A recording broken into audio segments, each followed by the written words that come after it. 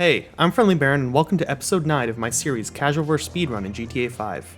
At the end of the last mission, the speedrun was teleported to the city hospital by setting up a glitch where if you die during the mission failed screen, like if one of your teammates dies then you die right after, it will send you to the hospital closest to the end of the mission once finished. Because of this, the speedrun can quickly grab a car off the road and drive a short distance to the start of the next mission, I Fought the Law. The casual listened to the phone conversation between Michael and Franklin, and knows Franklin is involved in the next mission, so they switch to him to get back into the city quicker, but still have a sizable drive to do over to the start of this one. This mission is the first in a series of missions where certain cars must be collected for Devin Weston. A nice thing to note is that due to the hospital death glitch and playing faster, the speedrun will be doing this mission at nighttime. The game actually spawns less traffic at night, so it really allows us to go much faster and worry less about smashing into a car. Many missions from here on out can be started by most any character, so the cutscene is sometimes different as seen here, but the missions are the same besides that.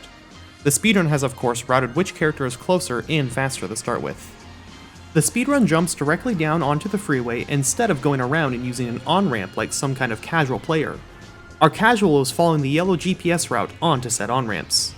The speedrun uses the crest of the road to get a brake boost and already be near the car's max speed. So let's cover the driving tricks a bit because we use them a lot in this episode. Curb boosting is a physics oddity in the game where when the suspension of your car is compressed, it increases the RPMs of the vehicle and therefore the speed. Brake boosting is similar, as the speedrun performs more of them on this corner, but instead it's when the suspension is extended over a crest, but not so much that the tires fully leave the ground. Then during that extension you press the brake, and use Franklin's power if available, to boost the car as it finishes going over the crest for huge speed. It basically tricks the game into giving you the same speed boost you get when starting from a stop with the gas and brake fully held down, but by doing it at an already high speed it multiplies the boost seemingly exponentially. That's the quick explanation for what's going on. I have a video in the description that fully goes in depth of how they work and how you can learn to do them yourself in single player or GTA Online. The speedrun has used the huge speed advantage to already be arriving at the gas station, as well as having stayed in the oncoming lane of traffic to travel the shortest possible distance. The casual catches up a moment later on the correct side of the gas station, and now the speedrun will be right back to the driving boosts. One more boost is called the mid-drive, which can give your car extra acceleration when tapping the handbrake between second and third gear here, again paired with Franklin's power for even more speed. This gets the speedrun fast enough to be in front of the blue cheetah, and we can have it push us for a moment to get our speed up as the game rubber bands the car to try and keep it in front of us. The ideal fastest way to complete this mission would be to stay in front of that car for the next minute, which is very hard and risky, and probably not something we'll do for at least a few more months and spend a lot of time practicing it. Instead of being on the right side of the road, we can hit a massive brake boost on the left side and get a ton of speed, as well as then using curb boost off to the ditch in the right. The other two drivers and all the traffic for this part of the mission are 100% scripted and the same no matter the time of day, so the speedrun is not worried about traffic turning into them, and makes going in the oncoming lanes much safer. This also means the drivers we would want to stay in front of are scripted too, but they make very fast lane changes and it's tough to match them perfectly. As well, sometimes the entity and cheetah can just drive right under the red F620 we are in, and only perfectly timed usage of Franklin's power to keep us on the ground will prevent that. The speedrun again stays in the oncoming lanes to travel the shortest distance, but does have to go back over at the last possible moment with the other racers, otherwise the mission fails. The rumble strips on the side of the road can be used as curb boost, but only when you go on and off them smoothly. Sitting on them straight up is not ideal, as they slow your acceleration down by 5% as checked in the game files. As we get to the end of this section and move on to the motorcycles, the scripted traffic ends and the rest of the mission is again the normal spawns like the rest of the game. The speedrun doesn't gain much over the casual in this drive, only about 7 seconds, but considering that it's otherwise a straight line, there's nothing to lose. Lots of Rockstar's missions and races in GTA Online seem to make it clear they think the general masses enjoy straight lines, which I'd argue many don't actually love all that much. Either way, the boosts really only make a big difference on missions like this or in the top 1% of the speedrunners or races. Smooth inputs, holding your speed through corners, and good racing lines all matter so much more when driving in this game. I Fought the Law just really highlights the different tricks available to use because of the straight lininess of it. Riding the motorcycle now while posing as police, there isn't too much tech going on. As seen in previous episodes, usually motorcycles are faster in GTA 5 when you do a wheelie with them. However, this is one of the big fat bikes that can't do a constant wheelie, so instead the speedrun leans forward to go faster, and the casual figures that out eventually too. Last episode, many people asked why I always turn the lights off on the cars, and even more people would probably ask about it in this episode too, as the speedrun has the lights and sirens off on the motorcycle as well.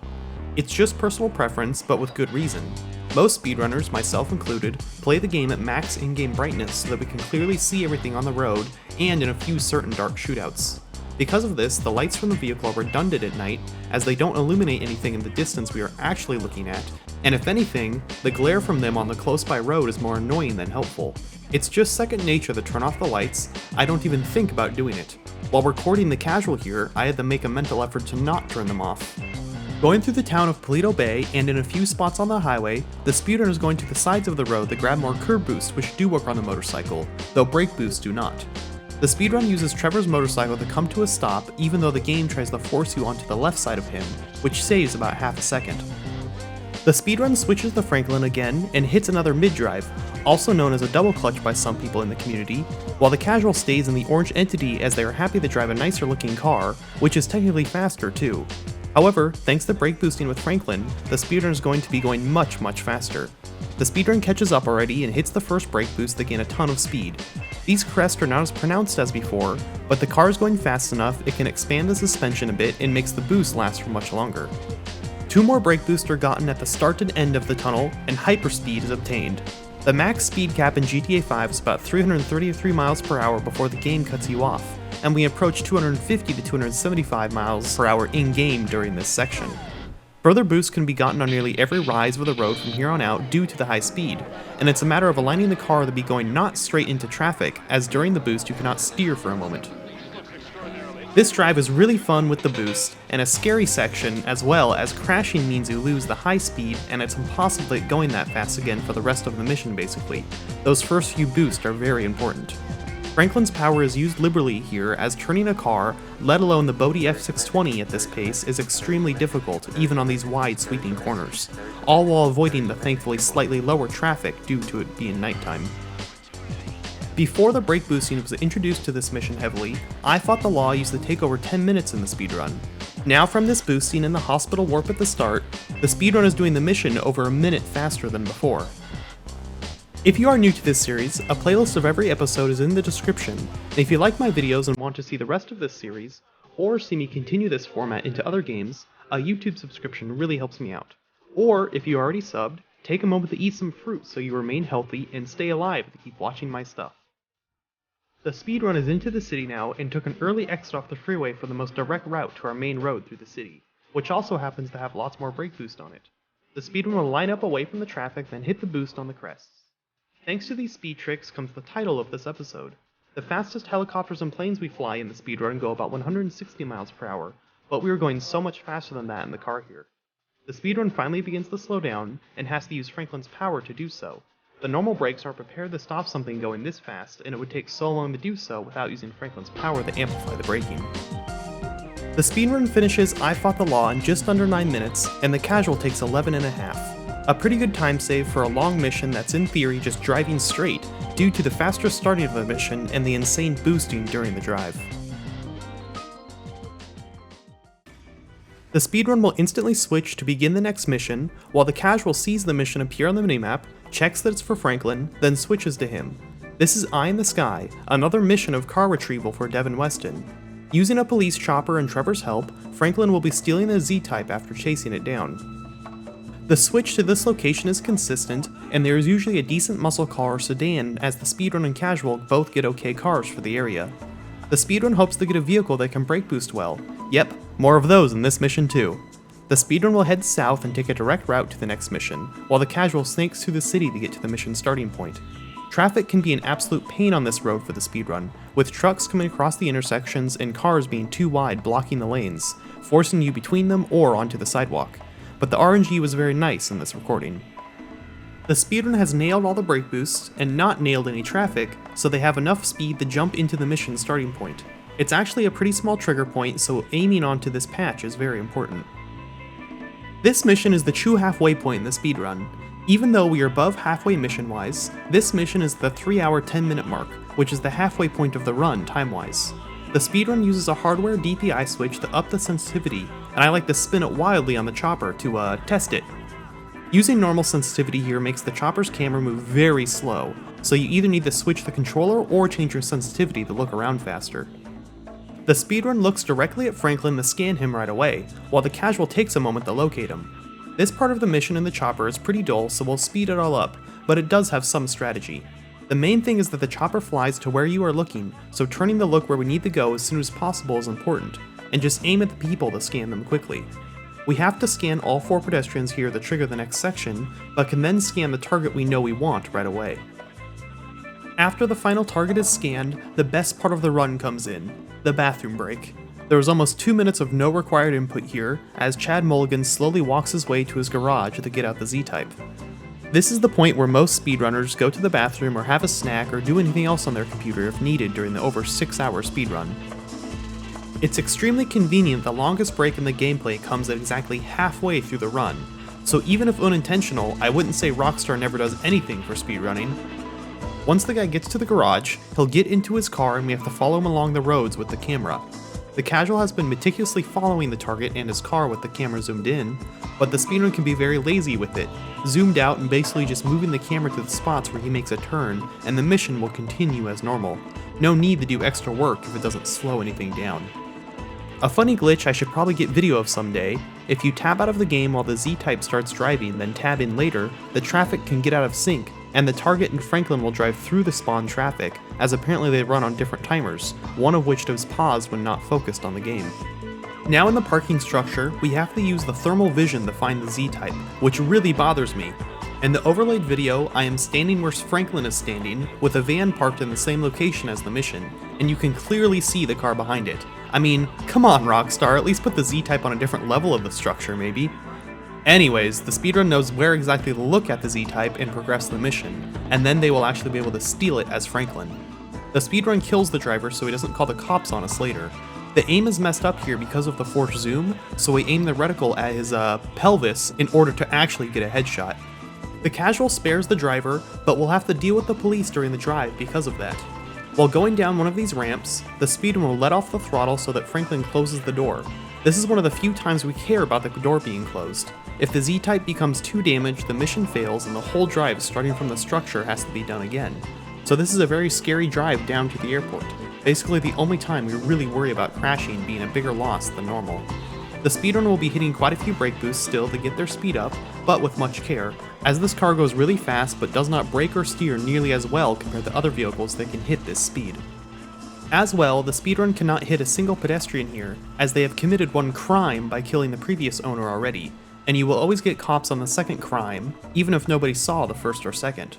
The intersection coming up at the top of the hill is the scariest. It's very blind, and you need to be on the right side to get to the on-ramp to the airport, but it's almost always got cars turning in weird ways, and the congestion in this run was pretty bad, and I had to slow down majorly to not crash, luckily having Franklin's power to assist. Our casual had a small crash, but luckily it was only hard enough to break lights. If any body panels got majorly dented or fall off, that's when the mission tends to fail. They also get the cops now due to not killing the owner, but are getting good enough at evading them now that they don't get too messed up by it. There are a few missions where the speedrun has to come to the airport, and getting cops anywhere near here sucks, as tons of them spawn around the terminals, and there are a bunch of security officers around the parking lots which make escape very tough, so some of the biggest mistakes that can be easily made involve getting the cops near here. The casual will go right into the gate and wait for it to lift, but the speedrun can go on the left and just barely tap the wall to skip the forced slowdown of the vehicle for the entry to the airport and head straight to the hangar, and then both players can finish up eye in the sky. Due to better driving, moving the chopper cam better, and knowing who to select when scanning the targets and using the thermal vision, the speedrun finishes 4 minutes faster than the casual's 14 minutes for a pretty average to nearly 30% time saved.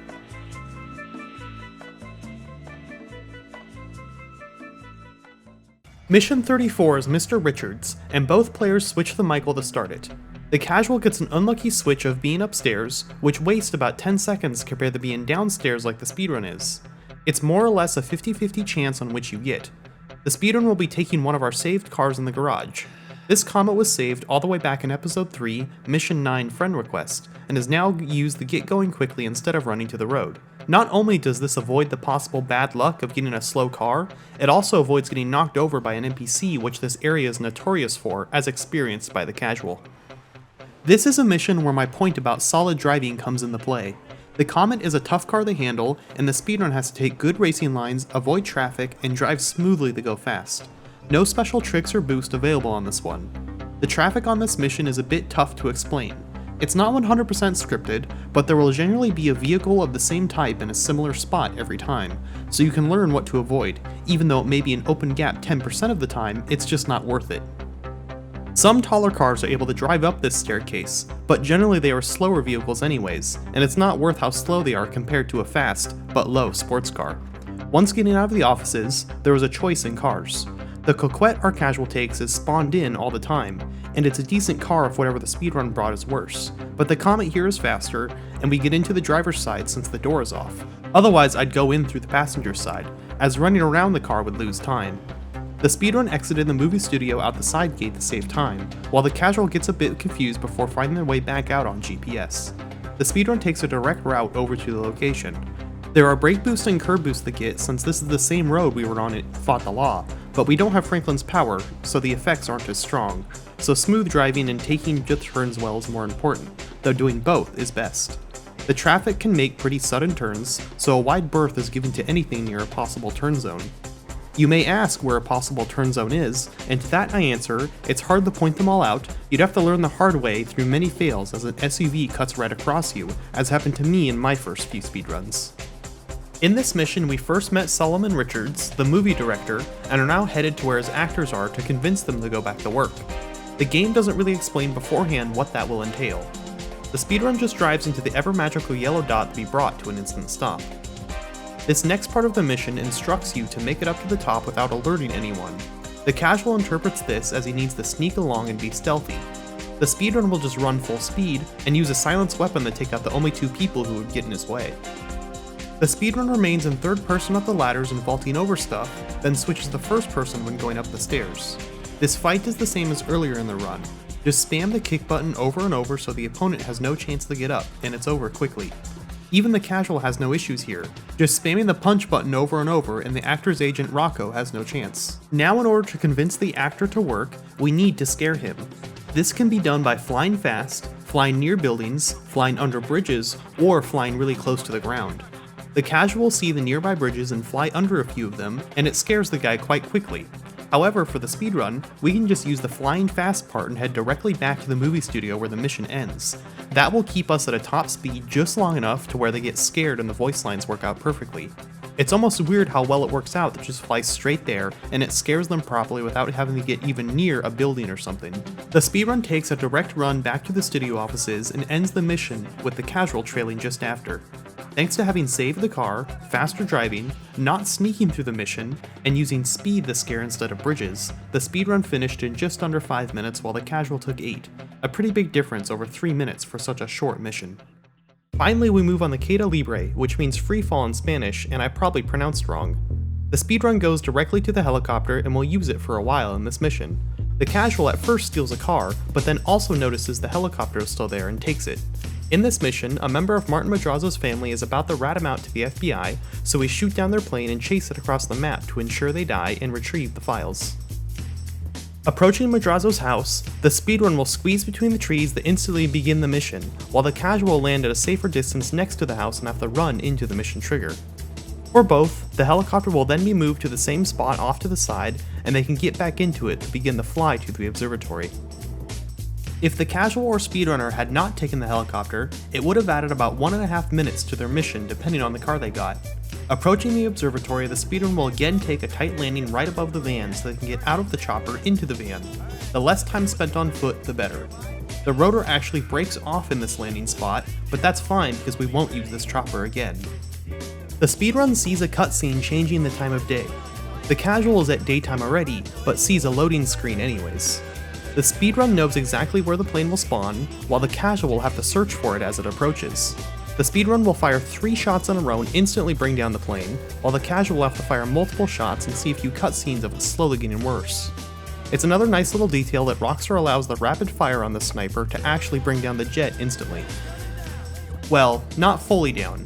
We have to go through a very unrealistic and drawn out plane crash, following the doomed aircraft as Trevor. We're on a light motorcycle, so that means lots of wheelies for the speedrun to increase speed. Coming up, the Casual will stay on the dirt path to the right and jump over a bus, which causes a forced slowdown over the stunt jump. The speedrun will skip the slowdown and take a faster route down the left side of the mountain, jumping straight onto a different dirt road. The rest of this chase is more of the same from the speedrun.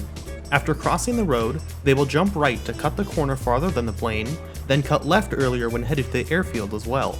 The Casual follows the plane and will jump over a moving train and travel through the center of Sandy Shores. The speedrun skips all this and just heads to the main roads to cut the corners and get there faster. This plane rubber bands the same way cars do elsewhere in the game, where it will slow down if you get far away and speed up again once close. As the plane crashes, the speedrun will stay on the bike and nab the target with a pistol, then just drive into the cabin of the plane to trigger the cutscene, where the Casual will get off the bike to shoot and then enter. That little bit of time on foot is a bit slower. Returning to Michael in the van, the speedrun is going to do the glitch where they fail the mission then die right after in order to teleport back to the hospital at the end of the mission. Then they will continue on as normal. The explosion from the grenade in front of the van fails the mission, then kills Michael right after as it expands. The Casual blows up the van once away from the observatory as instructed, then has to find a car. For the speedrun, they will just drive the van to the end of the mission to avoid having to switch cars at all. There are some nice lines up and down the hills here. They take some time to learn as the bushes can grab the vehicle and spin it around quite easily. The speedrun comes flying down the hill here to the concrete plant, and will use the building to stop and catch a grenade which blows up the van as we run away, like at the end of Blitzplay. Both head to the yellow dot and that ends Caida Libre. Thanks to better flying, landing, shooting down the jet in one go, routing on the motorcycle, and staying in the van till the end, again put the speedrun 3 minutes faster than the Casual in this just under 8-minute mission. The speedrun has now played for 3 hours and 22 minutes, and the Casual has played for nearly 2 hours more at 5 hours 16 minutes. Funnily, this puts the speedrun so far on world record pace by over a minute, though it would be another minute higher if they had all the new strats that have been found. I'll go back and make an update video for those episodes after the series is over. Thanks for watching, I am loving making these videos, and see you in episode 10, hopefully maybe, okay bye.